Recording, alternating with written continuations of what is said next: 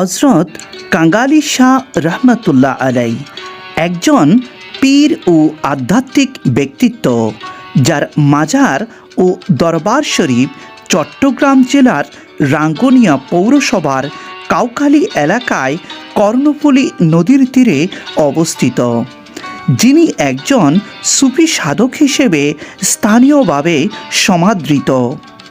সুউচ্চ পাহাড়, গহীন জঙ্গলে, নদীর তীরে, সমুদ্রের মাঝখানে কিংবা মরুর বুকে ছড়িয়ে আছে অসংখ্য আউলিয়া কেরাম, যারা মহান আল্লাহর ইবাদতে মশগুল ছিলেন, ইসলামের প্রচার প্রসার ঘটিয়েছেন, অসংখ্য অমুসলিমকে ইসলাম ধর্মে দীক্ষিত করেছেন।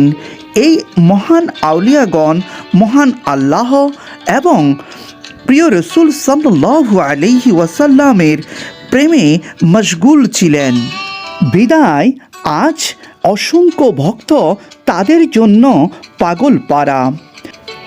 এই মহান আউলিয়া কেরামের দরবারে গিয়ে মানুষ আল্লাহর সান্নিধ্য খুঁজে, মনের প্রশান্তি মিটায়।